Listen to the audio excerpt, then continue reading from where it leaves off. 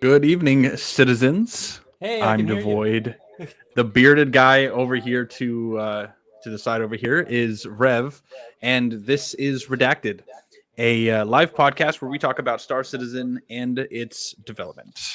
Yeah, and today we're joined by Richter, one of the members of the Pyro Freelancer Corps.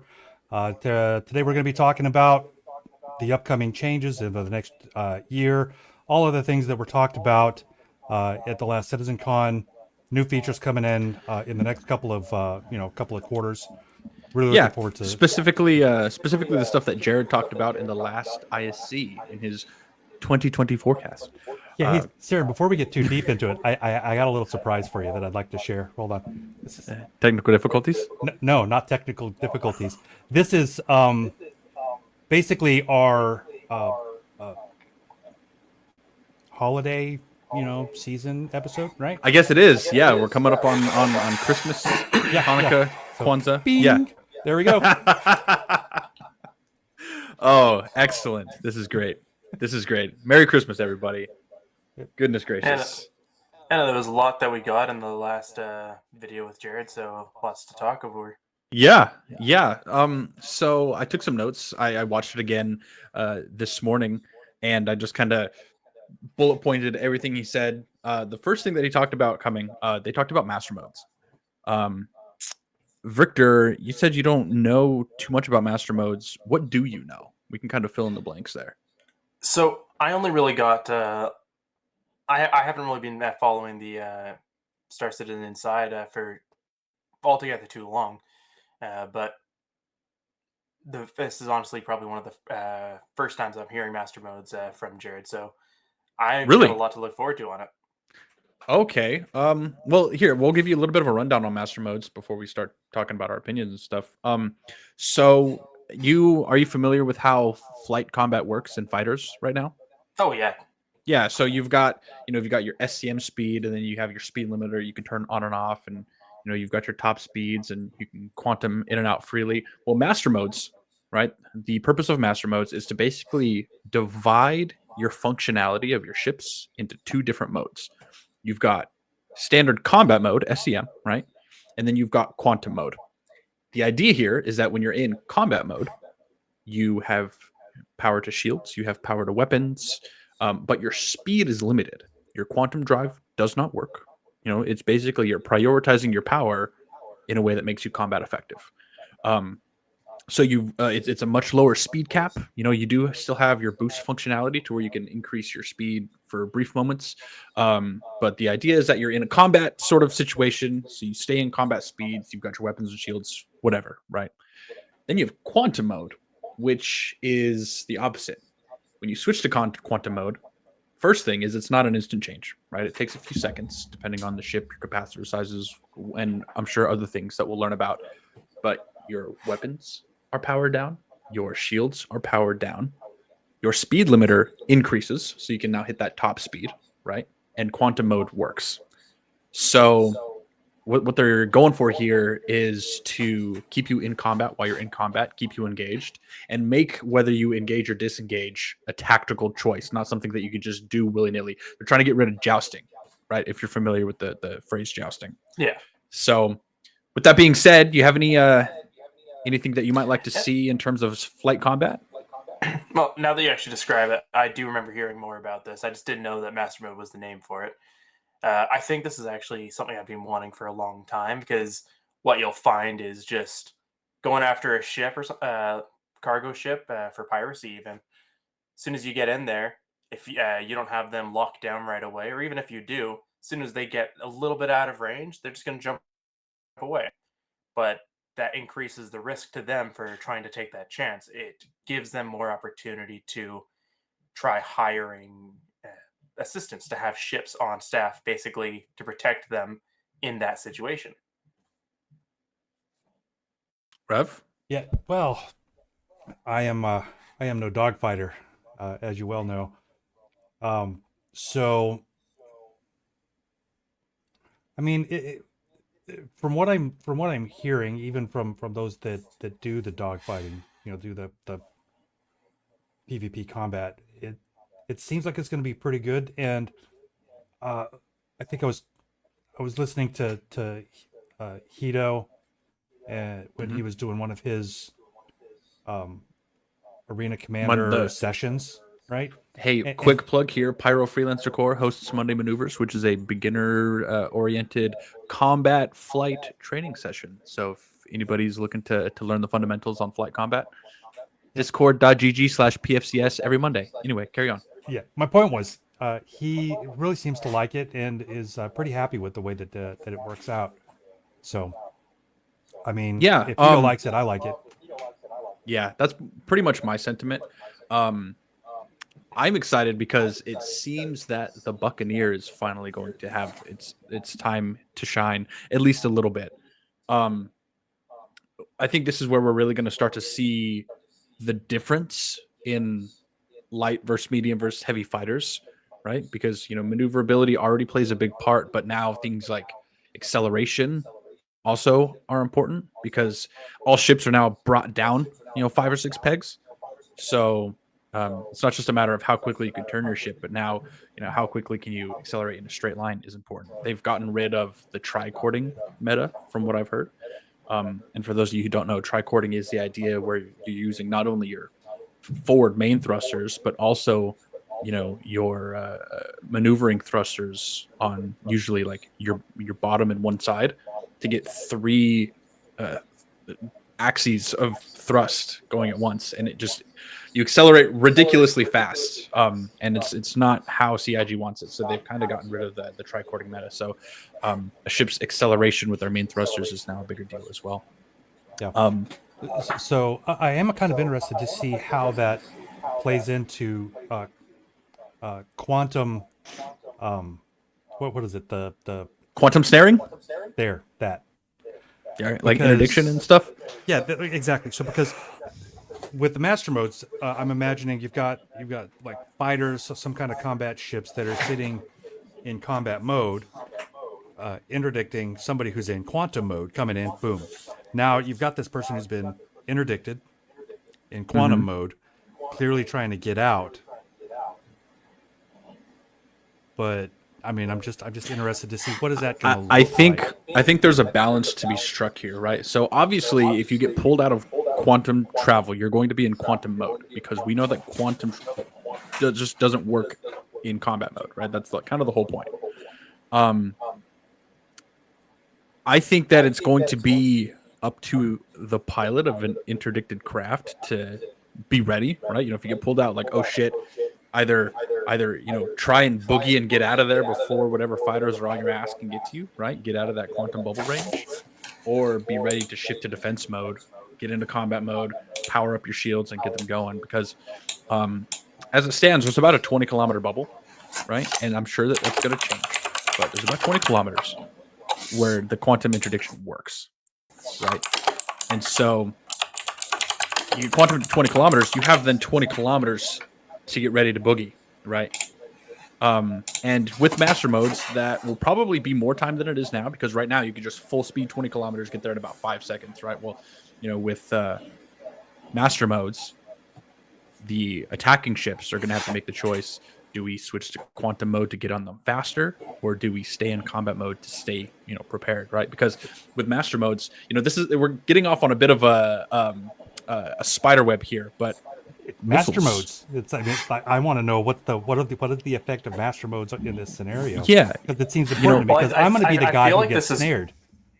yeah, I want to know what I it's like feel to like get this out. is. I feel like this is actually going to be very good for like interdiction because, well, good and bad depending on which side you're on.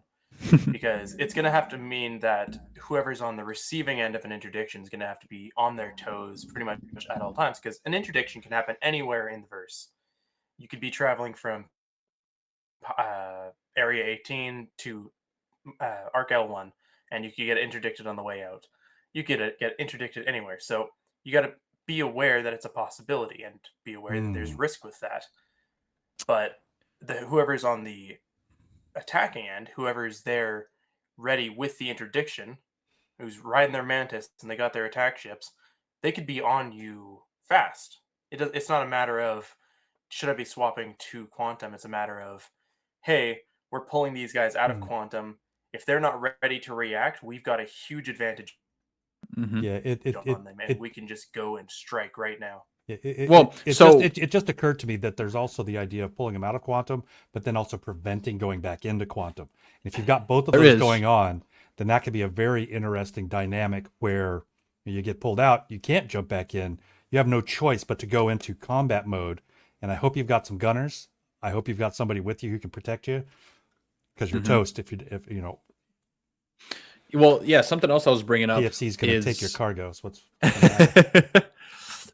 with the master modes, and they're going through all kinds of weapon balance changes. In fact, one of the big things that they've been fighting with just this last patch is getting missiles to work right. So, that's another thing. You quantum snare somebody 20 kilometers away.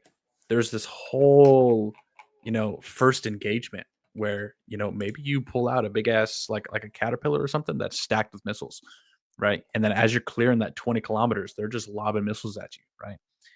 So I don't know. I'm just excited to see where it goes, man. Yeah. Missiles. I'm excited for them to be viable. Yeah, I'm excited to see somebody interdict my Idris when I just happen to have a bunch of people in turrets, and just to watch them go, oh shit. Yeah, that'll be a good time. That'll That'll be be a a good good time. time. Yeah. Just run Cool. the just That's the run other just risk run right the shipping lanes just because. Anyway, Well, I guess that's we're talking about shipping lanes. We're talking about interdiction. Let's move on to the next thing that Jared talked about, which was persistent hangars and freight elevators. Rev, I know that you're particularly excited for this. yeah. So I mean, there are a lot of changes pending, but a very few of them I think that are going to be fundamentally that will fundamentally change the way that the game plays and feels. And the persistent hangars and the cargo elevators are one of those, because along with those naturally has to come a revamp of how inventory itself works, a revamp of how ships get equipped and outfitted, etc. The whole thing, right? So a whole new paradigm with regard to local inventories versus containerized inventories, etc. And yeah, no, I'm really interested in that. Ugh. Honestly, me too, right? So part of what I love about this game is the fact that it is Star Citizen is a long game, right? So, part of the gaming community today is built around, you get in, you do a match, last 20 minutes, and you just keep going on the next one, right? But Star What are you doing? What are you doing? You're late on the technical difficulties, man. What are you doing? Come on, man. Anyway, fundamentally, right? Star Citizen is just a totally different experience in the sense in uh, you spend hours prepping, and everything you do is working towards a larger goal, and you can spend months or years reaching that goal, right? It's not a hop in for 20 minutes and get off kind of game. Arena Commander has those modes, right? With Star Marine and stuff, but the persistent universe is a long game, and that's part of what I love about it. Persistent hangars, right? That feeling of loading in for the first time, pulling out your ship to the hangar, calling up an elevator, and you say, "Alrighty, what are we doing today? Let's gear up." You get your suits, put them in the lockers, load up your racks, load up your vehicles, right? And then you're set up. It takes you an hour to do, but you are ready to go for the next however long. And then you come back to home port, land your ship, you figure out, oh, what's the next thing we're doing? You load up your ship for that, right? I love the idea of that. And you're right, it is a fundamental change to the entire paradigm of how Star Citizen operates right now. And one thing Very I see excited. about the upcoming persistent hangars is that feels to me like a very first step towards what we're getting in regards to like personalized bases, like Oof, don't land. even get me started. We don't have time for that today. It just feels like it's leading up towards that because we'll be getting a lot of persistence in regards to that as well. It And this is is. just a teaser into that. Yeah, they talked recently about giving us our personal hangars. I don't know how long you've been around, Rick. You mentioned being fairly new to the project, but we used to have a hangar module where you could just load in and pull out your ships. In fact, we've had the hangar module since before the persistent universe. But it was just your own instance, right? You just pop into your server, you can run around your hangar, pull out ships, whatever, right? Completely undisturbed. And they ended up pulling that hangar module out for whatever reason. I think it was bugged, and they just haven't put it back in. But the idea is that we're going to have our own personal hangars, maybe tucked in asteroids in some belt or cloud of asteroids somewhere. But they're going to exist in the persistent universe. And they talked about giving us that. So, I mean, yeah, one step closer, right? Yeah, I think so. With some of the ships, some of the packages and such, right? There are specific hangar types that they say you're going to get. And if you look at those hangar types, some of them are the hangar, like the Aero whatever hangars. That's Like my, the AeroView hangars. that's Microtech. That's what they've got. So Right. So that leads me to believe that these hangars are going to exist potentially on some planet. probably right. So AeroView is not Microtech specific. It's a company. True, Little but lore that's tidbit the only there. that's the only place that they currently exist that I can Right. think of. Yeah, I don't know how they're gonna do it. I know that like the VFG industrial hangar, I think, is built in an asteroid. There is like the AeroView hangar, right? I don't know all the different hangars they have, but yeah, different ships do have different ones. I'd be surprised if some of them weren't on planets. I wonder if you'll get to choose which planet it is, though, right? That'd be kind of neat. It'd be cool to say, "Oh, I'd like to have a personal hangar on Microtech," and I think what they're doing with persistent hangars is like some instanced situation going on. I don't know exactly how they're doing it for first iteration, um, but it'd be nice to be able to just pull up to a hangar somewhere without it being instance just existing, just being able to go in and park and shit. That'd be really cool. Yeah, well, just looking at chat here, he just makes a good point regarding what he says. Ready for building simply because of the effect it'll have on mining.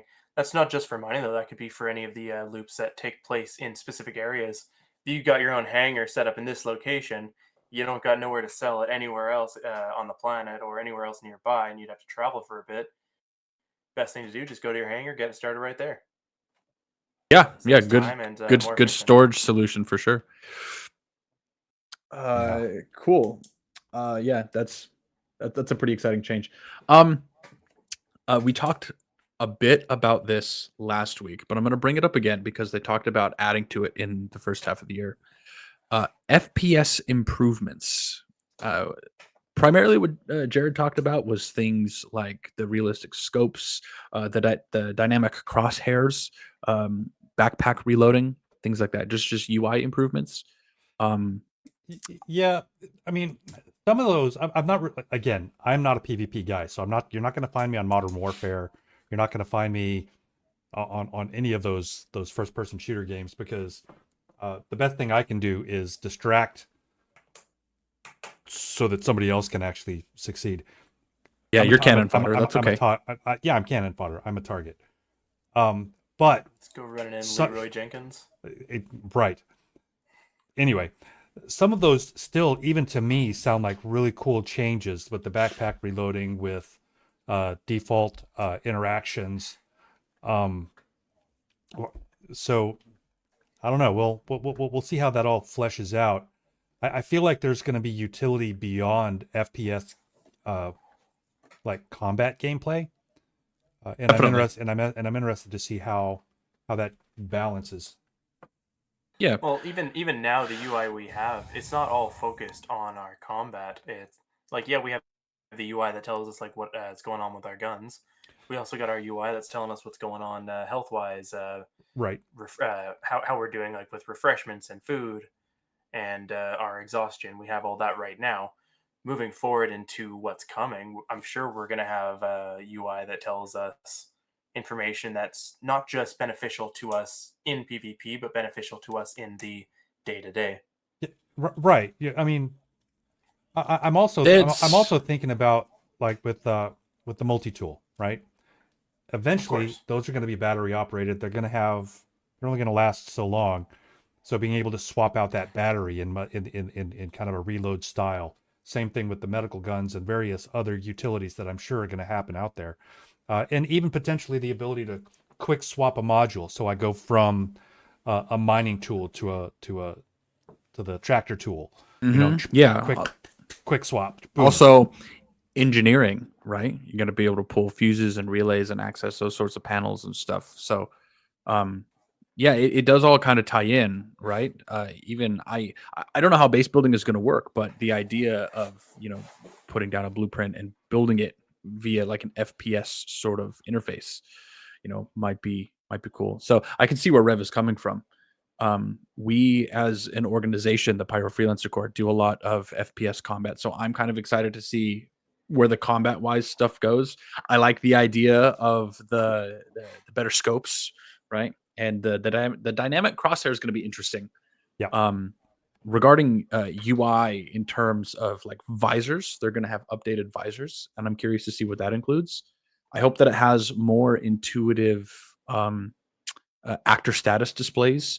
Maybe down the line we'll have different types of tiered injuries. Like maybe it'll specify we've got a sprained wrist or a jammed finger or a broken arm or whatever. Instead of just highlighting the entire limb. And so that might. One thing I'd like to bring up, like since you mentioned that, we already have like some alien armors available, and like there's so many various styles of armor. It would be interesting to see if the UI would ever change based on the style of armor you have, based on if you're wearing alien-based armor. I feel like it has. So it kind of already does, right? This is a very minor thing. I don't know if you guys have ever worn Ninetales helmets, but if you wear Ninetales helmets, your UI becomes yellow. Party markers and all that stuff, they become yellow. So I think they've already kind of started, and I know that they're coming up. And something else we're going to talk about is ship HUDs, like manufacturer-specific ship HUDs. They're going to do that as well. So if they're going to do that for ships, they already have different colors for different helmets. I can absolutely imagine that somewhere in the distant future, in a couple of decades, we will probably see different UIs for different manufacturer of helmets.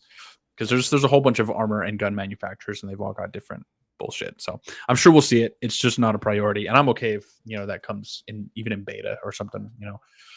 Not expecting that anytime soon, but I'm sure it'll come.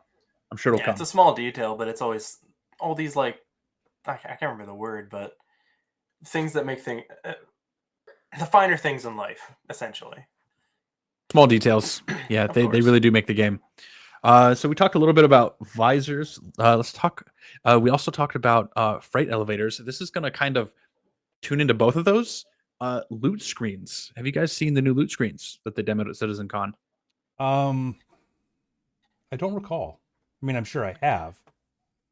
Sure. So the loot screen that they showed at CitizenCon, it was during the Squadron 42 sort of FPS demo that they did. And it showed the guy, they showed the Maelstrom effect with the concrete walls falling, and he was shooting all the bad guys, and he did the FPS scanning and radar thing. And then he went to go like loot a body, right? And instead of showing the inventory that we see now that's got the two different columns and drag and drop with your person, it showed like a row on the bottom that had like highlighted what he's got equipped and stuff. And then it had a row on top that showed the items accessible on what he was looting, and you could just quick click to move things. Just click, click, click, click, click, and it was super streamlined and very nice looking.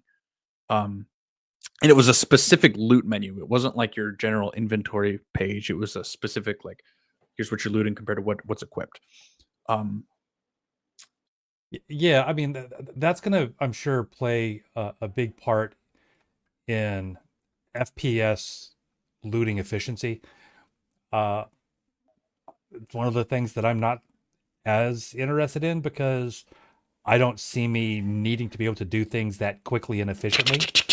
Right. So I'm sure it's going to Yeah, fair enough. I'm sure it's going to be great. I don't see it having a huge impact on my own gameplay, but Well, it does seem like some really neat changes. Consider this, right? So that's just a loot screen, right? But what does that loot screen have? What does that loot screen mean for the general inventory system as a whole? Are we going to see updates and changes to that to suit that change, right? Because it's a very different UI, this loot screen that we saw compared to the inventory screen that we have now. There's got to be some sort of connection there, right? So what might you like to see in inventory UI as opposed to just this loot screen? A cat's butt? Well, I just I'm just kidding. I just think it's a nice detail. I think it's I think it's a nice Cat detail butt. just Thank because you. Thank you. right now, whenever you're doing stuff like bunker runs or caterpillar runs, you're usually trying to get things done at a relatively quick pace. Because especially in bunker runs, whenever you're going through that, sure, okay, you cleared the bunker. Now you got to get everything in here out. Half of the stuff you're going to find though is not worth the time to look at it. So Oh, being able yeah. to identify what's worth grabbing as opposed to what you can just leave to trash. So that actually reminds me of another change that I'm kind of looking forward to, which is the pouches, Ooh, yeah. right? Because Pouches, baby. pouches. So I, I don't know how to feel about pouches, but on the one I hand, am. I mean, it's more storage, it's modular, and you can like expand out the stuff you can carry. I have no doubt they're going to be limited capacity, but at the same time, if I'm like, I don't have a couple of pouches, and you go loot somebody, hey, grab their pouch, slap it on your pants, you know. Yep. So I mentioned that I was really excited by the notion of playing the long game with Star Citizen, prepping your ship before you take off on some sort of voyage, right? I specifically mentioned grabbing your armor, putting it in the suit locker. It's been known for at least some of the older backers that they've talked about not being able to fly ships in armor. They've talked about maybe you can fly it in light armor, maybe you just need a flight suit, maybe you have to fly civvies, right? But flying in heavy armor, medium armor, it's not always going to be viable, right? So the idea that you have your armor in a suit locker, you have a change of clothes to fly in, right, is it's going to happen eventually. So I'm super excited for pouches because it takes us another step closer to that. And giving utility to civilian clothes, fucking awesome. I want to be Oh able yeah, to that's slap a big yeah, iron on my hip, have a couple of pouches to put some shit in. Hell yeah. that's exactly it. I want to be able to go all pirate esque, long ass trench coat, just make my guy decked out in standard civilian wear, but Yeah, come dude. out guns blazing. Fashion citizen, man.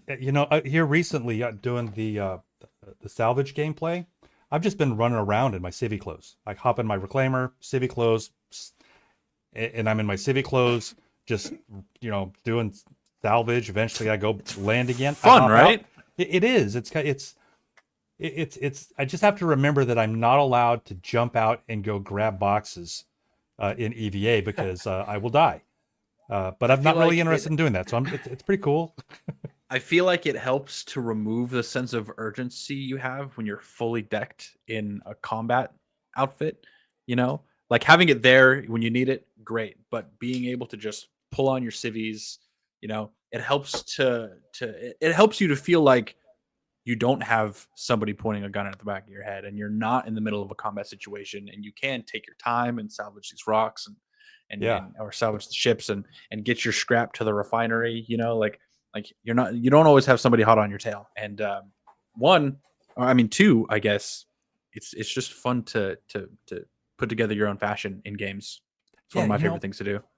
Thinking about it, so currently, I know I can take in my just regular civilian clothes. I can throw. Oh, excuse me. I can put. Nice. Yeah, you're welcome.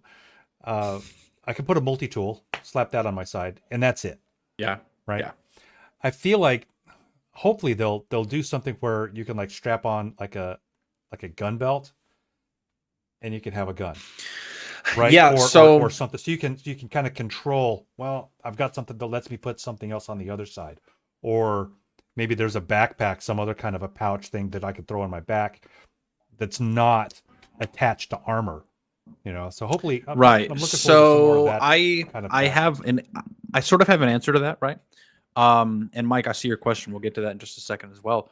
Um, it was brought up to a developer, and this was a couple years ago, mind you, but they said, "Hey, do you think we're going to see holsters in the way that we can slap on a holster and wield a pistol?" And they said, probably not. It's not something that's really on our priority list. It's not something we've really considered. Ask us again in a few years, basically. But there is a set of pants now. There are security guards that wear just civvies in like bunkers and stuff. It's like Ajax security or whatever, right? Their pants specifically have a pistol slot where you can put a pistol on, right? So it exists. They can let you put pistols on pants we just need that for more. You know, if it is a pouch slot where you can just put a pouch on a hip slot and that pouch holds a gun, you know, Yeah, that would be you can fine. carry a gun, but you should also have a way of carrying ammo. Like even if Yeah. you're Yeah. wearing civvies, like limiting that to a pistol, sure, that makes sense. Cool. Not all clothes are really idealized to carry a rifle, carry a Yeah. railgun. Yeah, no, I agree But with you. I agree with you. Yeah, well, I mean, But the rifle thing could easily be, well, if you want to be able to carry a rifle, then you have to maybe forgo some attachment to put on a strap so that you can actually put it right, like no underbarrel because you gotta attach a strap to the front there or right. something like Or that, if you right? want to And you put a can only pistol, have one. yep. Or if you want to put a pistol on your hip, you have to forgo the pouch or the storage capacity where that pistol Right. would go. So all of Definitely. that seems like great balance to me because you're having to give something up in order to get the thing that you want. I kind of like that. Definitely. as a And we concept. saw that there's going to be multiple spots to put pouches, right? So it's not going to be just you got a hip pouch on each side. You're going to have like a hip pouch and then like a butt pouch and then like thigh pouches. Thigh pouches, and yeah. then and then like front thigh pouches, side thigh pouch. Like there's going to be a lot of pouches that you can put on. So, you know, there's definitely these spots. pouches. I can't wait till they have These like knee-high pouches, shorts I think they and kind of pouches for cargo remind shorts. these pouches. I think they remind me of this weird little thing that I found recently called pockets. Yeah. Very similar to pockets, but I don't think Star Citizen is ready for pockets. They need to put dresses in game, and then have pockets for the dresses. So regarding your question about wearing armor affecting food and water, so I don't know if it's going to be really affecting the food and water, but you can already tell that it affects your exhaustion. If you're running with a helmet on, you're running with gear, you're going to get tired a lot faster if you're sprinting nonstop. So yeah, I was actually just about to bring up his question. It already does affect food and water. It's just that food and water consumption already is so fast that you know even without wearing heavier stuff, it goes down fast. But it does indeed affect all of those things already. It just hasn't been balanced. It's just they put on like a counter and they said, great, you know, everything has a weight to it, right? Heavy cores, heavy arms, heavy, you know, every piece has a weight to it, and like it's like a ratio. The higher your weight, the quicker it does it, right? It's just because that ratio of how much it consumes food and water is so small, that window is small, it can be hard to tell, but it does affect those things. And then balance will come later. Yep. That's good to know. Yeah. So we talked a bit. We kind of talked about a couple of things there. Talked about default interactions just a little bit. That's not a huge deal. But Jared did say that in the first half, we are supposed to get EVA tier 2. EVA. That's kind of an exciting one, huh? Yeah. Anything that they do to make EVA less painful is a win in my book, right? Because I do plan on doing a lot of EVA stuff, you know, going out, especially with, you know, if I'm out grabbing boxes, doing salvage or even boarding ops, right? Mm-hmm. We are not a no piracy org. We're not necessarily a pirate org, but I mean, we plan on doing some piracy at some point in time. Yeah, definitely. Right? Like, hey, if we see you with cargo, that's our cargo. Yep. And here, here I'll take a moment to just point out our own philosophy of piracy in that, piracy for profit is good. Piracy for the giggles, less good. You know, and you know, killing people for fun is not piracy. I'll make this simpler. Piracy good, griefing bad. Right.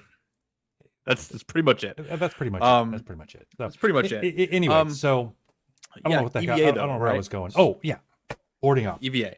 Very much looking forward to that. Just jumping out of a ship right now. I don't know about you.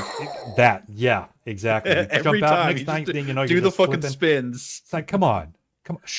That's so not realistic. That takes me out of immersion every time. You know, because or if momentum. You bump into a ship, your character just gets bumped. So around. I'm okay with that, right? Like if you're not exactly what I meant. I'm talking more like if you're just like pushing up against a ship, your character's going to start spiraling out of control. It's unreasonable. It's unreasonable rebound. Yeah. I definitely think that, you know, being careful during EVA should be a consideration, because if you're accelerating in EVA, you end up going mock Jesus and you whack into a ship, you're fucking tumbling, right? So like I think that managing your speed in EVA it should be important. You know, you shouldn't be able to just go crazy. I mean, I don't think that Eh, it should like hard cap you to going slow, because that's not how space works. There But should you be should definitely have. there should be fuel in Yeah. your suit for EVA as well. Mhm. It's like, Yeah. oh crap, I'm out. Oh no. Yeah, and you should be able to kind of like decoupled mode, right? I feel like EVA should have a coupled and a decoupled mode, right? I kind of feel Swear. like EVA should just be straight decoupled. Well, so the idea behind coupled mode with ships, right, is that you could basically come off throttle and your ship is programmed to halt you, right? Right, but it's I imagine it's not too hard. It's constantly using its thrusters to accomplish that. Right, In exactly. an EVA It's a suit, fuel cost. right, and that's why I feel like for EVA it probably should just be straight decoupled, because the fuel cost and such a small amount of fuel that you should have in doing EVA, it would just. I mean, maybe we have it, but I feel like it would just eat your fuel like crazy if you're constantly. Sure. And maintain. I agree that it should eat your fuel, right? But I think that that's a choice you should be able to make. Sure. Okay. If I you can want to live with waste that. your fuel to have a coupled mode, then whatever, it's your resources, right? But if you are on a long expedition, right? Maybe you're doing some exploration gameplay. Maybe you're on a 20 system cargo run, and half of those systems are dead. They have no refuel repair services, and suddenly, we got a hull breach. We hit a rock or some stupid shit, and you got to EVA to make a repair. And like, we got to consider our fuel. Maybe you are climbing along the surface of your hull instead of using your fuel. Like you can do with EVA tier 2. Yeah, I'm very excited for it. I love the idea of being able to like run out the back of my Corsair and like swan dive into space. Yeah. Pretty excited for that. Yeah. Absolutely. Just that little video we got in the last Inside Star Citizen that clip we got of the guy just crawling across the bulkhead. Yep. Like that there was just beautiful to watch. Awesome, right? Yeah. No, I'm pretty excited for that. Absolutely. Alrighty, this next topic is one that's pretty near and dear to my heart, and I think it will be to Rev's as well. Character customizer beards. I don't know what you're Beards. talking about. Who needs There's also tattoos and piercings and scars, but beards, guys. Yeah. Sure. I'm Yeah. ready for it. So yeah, that's supposed to come in, I think, in the very first update of Q1. Yes, like I mean 3.23 or whatever. We discussed in the last episode that I wasn't super into the oh great, now we have floppy hair thing, right? But to have the entire new customized character customizer system that allows you to kind of use sliders and adjust, the facial features, a larger pool of archetypes. Yeah, to do that the with. the melanin slider was kind of cool. Yep. You know, more The whole revamp of the hairstyles. character creator is fantastic. Yep, the ability to change not only the color, but I think the length in some cases of the hair, and length, to have it fade. thickness, all of and- that I think is really great to be able to make a character that's unique and truly, truly your own. Yeah. We're taking a sort of leap here, right? Death of a Spaceman is coming eventually, right? We're already sort of starting to see the early implications of it, but the idea, right, is you build a unique character that's tailored to you. They want you to care for this character. CIG really wants you to put in time and effort into building this character and preserving it. So, being able to make a character that is yours, that you do value, great step one, and I'm very excited for it. Yeah. The sooner they make it so that you don't have to restart rebuild your character every time they do a wipe, the better. Or every time they do patches, or even stuff. if you can like save a file that has your character built cool. in it and then upload. Yep, that would be cool. Yeah. That Yeah, would be nice. that's the one issue about it right now, is because every 2 months or however long it is between wipes, we go through the whole process of making a character. So Yeah. I most just people click the don't go- dice until I don't That's hate exactly. it. Yeah, Most people don't go through the effort of doing it. I've If got- that I've got- gets fixed, Yeah, I've got two or three if things. Sorry about that. No, If that gets fixed, then that like people are going to finally be able to go on their 2-hour binge sessions of making their character. Yeah, and they're going to be able to hold on to it indefinitely, in Yeah. theory. At this right? point, I've got like 2 or 3 things that I adjust, like my hairstyle, my hair color, my eye color. I pick a particular face and I'm done. So that I'm at least consistent with the character that I've got, even though it's not really the character that I want. Yeah. But yeah, no, I'm looking forward to that. It's low on the list of things that I'm excited for, but it's definitely something that I'm very interested in. It's definitely on the list. It's definitely on the list. Absolutely. Speaking of things that are on the list but higher, Moby-Glass updates, guys. Oh yeah. Yeah, I mean, how fucking long have people been asking for Moby-Glass and Star Map updates since it fucking came out? Yeah, I mean, they've 2016. They've made some updates and adjustments to the Moby-Glass, and I think they've done a good job of keeping it not too old and busted. But yeah, no, the whole new Moby UI and the new apps. Definitely looking forward to seeing what they do with that, especially with the new star map being integrated. Yeah. Personal, map, like yes. the little personal radar. That's something Yeah, I'm looking we forward didn't. to. So we actually didn't hear anything about FPS radar and scanning. Yep. He talked about the Moby-Glass. Well, not in the latest ISC, not No. for first half of 2024. CitizenCon they did, but they didn't say anything for first half of 2024. They did talk about the new visors and they did talk about Moby-Glass and Star Map. So maybe. Yeah, well, Maybe. Star Map part of Star Map is that sense of it building itself according to the areas that you've gone through and scanning. So dynamic sort of building. It's possible that the personal radar isn't a part of that, but it's also possible that it is. So, well, I guess we'll just have to see when they actually. I hope it is. Jumptown is live right now, right? And I'm just using this as an example.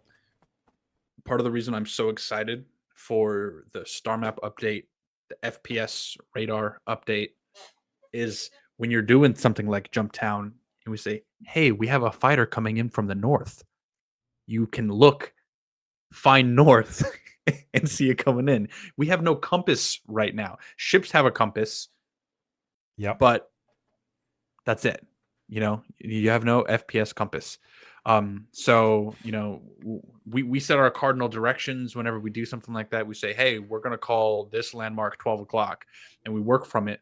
But being able to just have a compass at the top or bottom of your screen and say, hey, we got something coming in from the west. You fucking look west. There it is, Yeah, or when you're inside the jump down bunker, it's like, hey, I'm loading everything into the exactly. west side. I thought you said west. Doorway. West. South. Yeah. North. Very, very excited for it. Now. Yeah. Not to mention, Moby-Glass. Thought the new has a compass. Yeah, Mike, that's what we're talking about. Is the new map having compass? That's exactly what we're talking about. But yeah, Moby-Glass is just clunky, so I'm excited to get that too. The ship customization manager, where you like put your loadouts and shit. Hopefully that'll be cleaned up. Well, with cargo, you're right. Hangars, it may just change completely. That shouldn't even be a thing. Yeah. Although I am curious how the paints will work. How you would apply paints. That would be interesting to see. Maybe there's going to be something there. Yeah, and also there's still got to be some sort of ship loadout manager, right? Because when you start talking about like the size 3+ components in cap ships or just larger ships, just get that big gun. No, it's not that. It's that the component, they've talked about this specifically. The components are going to be bigger than the corridors that they fit in. So you're not going to be able to just pull them out and swap them out because they physically will not come out of the corridor, right? They were built into the ship. That you can still change them via that loadout manager in theory. At least, that's how it works now.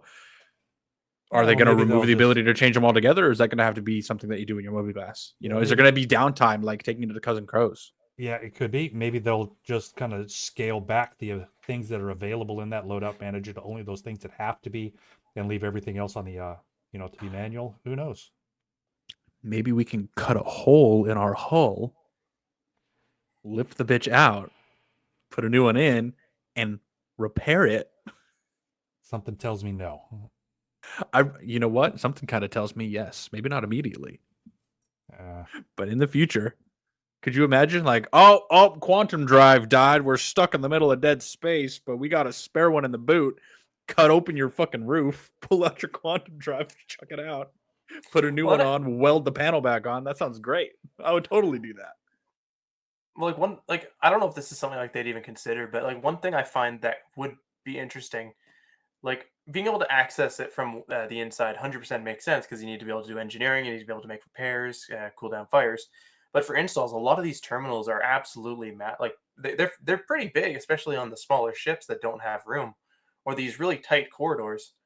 But maybe even being able to access it from the exterior, like we have that in some of like the fighters, but even on some of like the slightly more medium, small medium to So medium, might be interesting to be able to see that. I'm thinking of a ship like the Carrack, right? Oh, okay, okay. Carrack's been around a long time, right? Let's just consider what you're saying, okay? Let's say that it's got a big ass power generator in the Carrack that won't fit through the doors. I don't know if it does or doesn't. Just consider this as an example, okay? The reason I don't like your idea is because we put the power generator in the slot for the Carrack. We close that door. In order for your idea to be viable, that door suddenly has to become an airlock. And then I was thinking there more has to be something. there has to be a second airlock on the back that opens up. That you pull the panel out the other side, right? Now you've got just all these arbitrary airlocks all over the place that have panels behind them. yeah. You I, know, I was thinking something closer to the size of like a Sentinel. Yeah, so that does create some interesting But you're right. You're right. problems. That is Because I'm thinking of the Redeemer, right? Because all of the locations for all of the components, they're upstairs, they're in the back. It's a nice in that big back room. It's a nice big open area, which is great. But getting everything in up the ramp, up that stupid ladder well, Ladder. and then through the jump seat area into the back, that's going to be an interesting path for bringing. The Redeemer is a perfect example because in the loadout manager, you can very clearly change those components out, much less viable to do with a multi-tool, right? Because it's got what, 2 size 3 shield generators on that bitch. They're pretty big. Get that shield generator, pull that out, and shove that down the ladder hole. That ain't happening. Yeah, I'm interested to see how they navigate that once they start actually looking at all of the ships and where the components are and how you get those things into the ship. Mm-hmm. We'll see. Yeah, I'm we sure will they're have having to the see. talks. Oh, I'm sure they are. I hope they are. I'm curious as well, but that's one of those things we just kind of have to wait and see. We could speculate all day, but it could be vastly different from anything we're imagining. Yeah. So yeah. No. so then speaking of ship loadouts and messing with your ships while you're in them, engineering gameplay and hacking. And that was down towards the bottom of my list, but this is a great segue. So let's get into it. Yeah. So Engineering and hacking. That's probably top of the list for the things that I'm interested in, because the one thing that I'm looking forward to most is multiplayer, multi-cruise ship gameplay, because I like the big ships. I love my Hammerhead. You know, the Redeemer. I'm falling in love with it. The more I do salvage, such a great ship. Could really stand to be maybe reorganized a bit, but still, as a concept, so cool. For those watching, he definitely meant Reclaimer, not Redeemer. Yeah, that's what I meant. Reclaimer. Big Aegis. I think Aegis needs to have more big industrial ships. Yeah. Just as a side note, the Reclaimer specifically is well overdue for just a total rework. You know, the elevator has been band-aided so many times. The fucking fracture claw in the front now, that's a band-aid. It's like they took this and then it's like as Star Citizen changes, they just slap on bandages all over the place on that ship. It's just like even a brand new Reclaimer, it feels like it's just falling apart in all the worst places. So it's the Reclaimer's just due for a rework. Even right now, the elevator from the main habitation deck to the cockpit area, like you can't call that elevator broken up from the second deck. You haven't been able to for a long time. Yeah. That's You that's call my it point. down, can't call it up. Yeah, that's my point. I don't mean to pull us off on a tangent, but Y- that's pretty much it. Yeah, but my point, Multi-crew gameplay. engineering I'm gameplay. never unhappy to talk about reclaimers. I know. It's really easy to get off on tangents talking about big ships like that. But yes, engineering gameplay. Yeah, just Going the back to just the idea of having people at different stations and controlling repairing and replacing parts well, and yeah, there's also more maintaining to it too, right? just energy Um, distribution and Energy distribution is the big topic I wanted to talk about, right? So going back to my daydream example where we outfit a ship for a voyage and spend that prep time going, um the ship in my mind when we're talking about that is the Corsair. I love my Corsair, of course it is. Calico Jack. It's the ship that I will probably fly forever, right? It's my Millennium Falcon. And so when I'm imagining setting out for a voyage, loading up the suit lockers, stocking the armory, there is the facet where you got to go to the engineering panel and decide, what do I want my, idle power distribution to look like? Do I want to underpower certain components to promote longevity? Do I want to overpower components because I'm expecting fights? And that's going to be a big deal, right? And then furthermore, if we're flying through Pyro and we start encountering pirates, having other people on those panels to make tweaks on the fly and having them running around and taking a relay out of your thruster batteries or whatever to put them into your shield batteries. It's like, oh, now we got to boost the shields. I'm super excited for all of that and to see how all that works. Just something like tied into that, not semi adjacent, but with fires on board your ship going to start being a thing as a potential risk that you have to deal with when you're in flight. Having that ability to just vent all your oxygen to shut that fire down temporarily. Yep. Like, or even just having people on board to grab an extinguisher. Can you imagine the risk you'll have to face? Like you said, you go out in your civvies, do some reclaiming. Someone hits you, you're now on fire. You're fucked. Yeah, especially as a solo player. I'm excited for the balance to come for big ships, but also the need for crew, right? Because the need for crew is going to be part of that balance, right? Because they talked about, you'll be able to fly any ship from point A to point B as long as you set it up right and you don't encounter trouble, right? Right. But you're going to encounter trouble, right? So I'm excited for not just the need for players, but for those big ships to be worth bringing players on. More to the point, for those extra jobs, those other things that need to be done, to be something fun for other people to do. That's super important, because otherwise there's gonna be like, no, I'll just hop in my fighter, I'm good. It's like, no, come be my engineer, man. Exactly. Yeah, I definitely need a not pointing out the Scorpius Antares or anything. But yeah, no, I agree completely. Like the Hammerhead, you love the Hammerhead. In terms of its viability right now, it's not. It's not. Because if you've got 6 Joes manning turrets on your Hammerhead, and you go into a place like Jumptown, one Crayon Eater in an Eclipse is just going to blow you to smithereens, right? Much rather put those dudes in fighters, because they're going to be way more effective. So I'm really, really excited for those big ships to be able to do things like just shrug off small arms fire from small craft and shit. Sure. And be able also, no, go ahead. Oh, I was just going to say, I'm really excited for them to be viable in an actual combat scenario, to be able to hold their own and be worth putting that many people on one ship. Yeah. And I'm also looking for gameplay scenarios to make those ships useful. Right. Mm-hmm. Because right now, one of the big problems is that they're not useful, and in large part because of what you describe. In that, I mean, first of all, nobody wants to go sit in a turret and hope that something comes around that they can shoot at, and then only to be, encounter this little zippy fucking fighter that they can't point at because it's just, I mean, you can't hit anything, right? Because the turrets are slow, which is understandable, but. Ugh. All the while, the pilot's like pulling you out of range because he wants to get the shots in. Well, not if you got a good pilot. If you got a good pilot, then it's making shots for your gunners.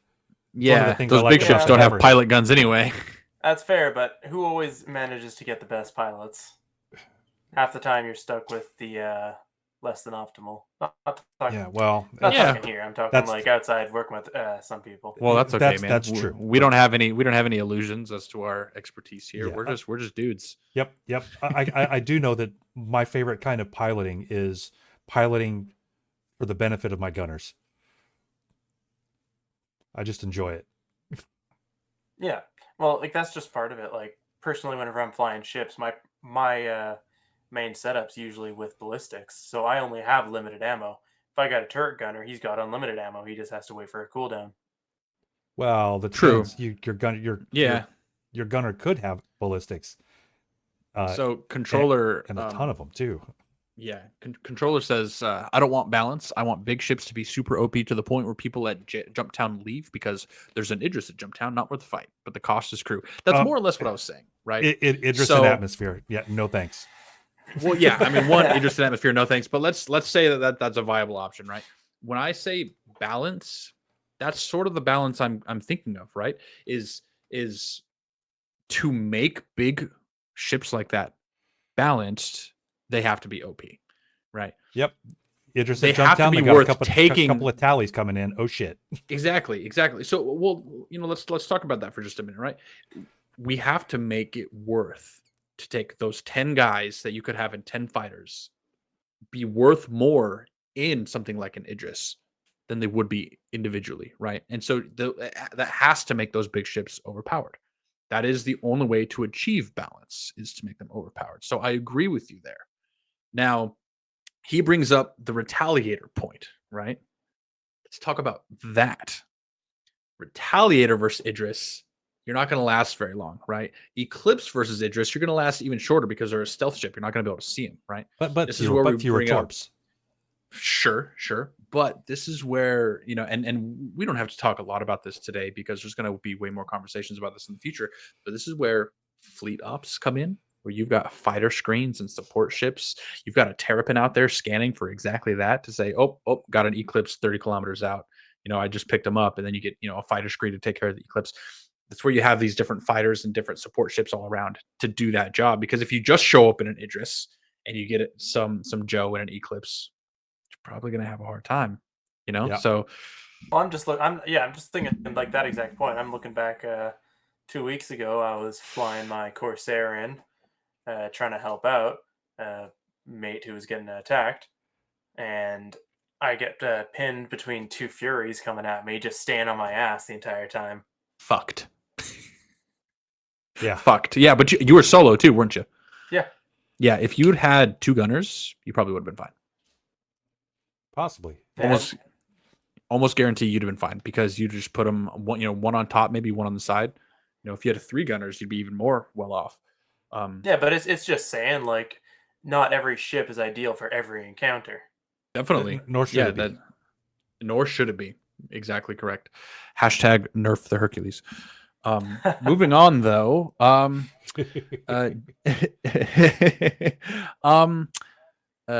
Distribution centers. So we saw this at CitizenCon, the big ass, they're basically small cities worth of distribution center, right? I was Yeah, I don't honestly, recall so these. yeah, so these were the gigantic underground facilities that had multiple levels. Oh, They had Right. the hangars and landing pads on top. They had the admin levels, and NPCs would be walking around and stuff. They had like Grey Cat and Bearing that they showed. They showed this actually well over a year ago at CitizenCon 2952, and it was pretty astounding back then. But even again in this last CitizenCon, they basically just showed all the same shit, right? And so I admit I wasn't optimistic to see them even this year. I was kind of expecting to see another update at CitizenCon 2024, but it sounds like they're going to be putting a bunch of these in the first half. So that's really cool because with that is going to come raids in theory, right? Because they're not going to put a location out without content with it, right. And an area that big is going to have a lot of content to deal with. A lot of content to deal with. So let's talk about raids for just a second. My ideal version, my vision for these raids is sort of like end game content, right? Not like PvP end game content, but PvE end game content, right? These distribution centers are not only going to be primarily in policed systems, but they're also going to have like company police, So let's take the Bearing facility for example. They're going to have armed guards all over the place. This is a small town of armed personnel and workers. And the idea of a raid is that you get into this place, you get a bunch of shit, you load it up, you get out. So there's turrets all over the places. There's ground vehicles going to be driving around, dudes with big guns. So raiding this place is going to be a huge coordinated effort. And I am very excited to see these come in the first half. Yeah. Got things like Jump Town and shit. What else do we have for FPS combat? Jump Town and Horizon. I was thinking Siege of Horizon. Yeah, that's the other one I was thinking of. We have those, and those are really, really cool, right? But the thing I dislike about them is that there's only so much of the planning stage that you can do. Basically it's like Jump Town's on, let's get some bodies and get in, right? And then what's it called? Money from Nothing. yeah, that's the Microtech thing, right? Yeah, but there's even not much still, to right? that, honestly. There's you you get in there, you wipe kill out the people, guys, and you you just click start some collecting buttons. cash. You take out the take out terminal, go in, kill people, take money. Cyber, leave. I do remember that. That was amazing. Got some great siege memories we could talk about sometime. But yeah, what I'm really excited for the planning stage of the raids and these facilities, right? Because well, just going back to exactly what I was talking about earlier, this whole Daydream situation, planning your game sessions, setting up your ships, making sure you've got the gear you need, loading up a ship, hiring a dropship pilot to get you in, and then to get your shit back out. It's like if you've ever played Grand Theft Auto 5, they have these heists you can do. And really, like all it is like there's cutscenes that show the planning stage where you're with the guy or whatever. I think I've only done a couple of heists. I haven't played that in years, but getting to actually go through and sit with your guys in this round table sort of situation where you discuss, hey, what's our plan here? And then executing that. Fucking awesome. I'm so excited for that. Yep. Well, even along that lines, like there were missions like where we need to get this type of like vehicle so we can sneak into this place. Okay, let's go get that vehicle. We'll put it here and we'll hide it for now. We'll come back to that. Like that was an example used from the game you mentioned. But there were like that's exactly what it should feel like. We need to get this stuff ready. We need to get it set aside. Okay, this is where we're going to put it. Let's get this into the ship now. Let's get down and let's do it. Yeah, and then not only getting there, right? But now, where is what we're looking for in this facility? How do we get in there? How do we get down 5 levels to get there? How do we secure the goods, get them back out, get a ship in, load it up, and get out without losing it? So it's just so many levels to this that I'm super excited to plan for. And like that could be especially if like as an example, like especially if it's like a highly protected facility. Like look at the prison. Like you can't go near that area of the planet without being bombarded by missiles on your way. Yeah, exactly. That's a great comparison. Actually, is Prison Breaks. You're exactly right. That's basically a big facility that's guarded. It's got the missile turrets and it's got the "you are trespassing" warnings. So yeah, I mean you're exactly right. And building on that, in the future, are we going to be able to hack those prison turrets? Are we going to be able to lower those defenses? Are we going to be able to bring in, ships that have maybe transponder codes for Hurston security? Yeah. To where we can fly in, and be identified as friendly, so we don't get shot at. There's so much, so many different ways that I can envision this happening, and so I'm just excited to see that sort of depth in content coming. Yep. Hey, maybe the hacking and other like methods like this. I hope it does. It might add like new ways to even like escape prison. Like, hey, someone goes into a station over here, changes your crime stat to 0. Oh, okay. I didn't have to do anything, but now my sentence is over. Yeah, no, I agree. And we've seen that Ninetales has the ability to flip the IFIs, the identify friend foe, the IFFs. They can invert those, right? Leads me to believe that maybe players can at some point too. Yep. Well, we're just about out of time here. Gone Yeah, a few we are. minutes over, but so I just want to take a moment to say thanks, Richter, for joining us today. We really appreciate you. It was great being here. Having talking to us about all of the things that potentially coming up in the next couple of quarters. I do Yeah. want to take a moment and invite everybody to stop by our Discord, discord.gg/pfcs. We've got events all the time. We've got a midweek mining that happens every Wednesday. We've got a salvage event that we do every Thursday. Things Actually put on happen by all the Victor. time. Yep, come on in. Jump into the Mimir's Well, which is our public chat. Say hi. Yeah. Look forward to seeing everybody out. Yeah, had some good talks today. If I don't see you at my midweek Thursday, I'll be very disappointed. We're switching the podcast to Friday nights. So I know that we were doing Wednesday before. We're going to be sticking to Fridays from here on out. So hopefully we'll see some more of you guys coming in. But yeah, thanks for watching. We'll catch y'all later. All right. Next time.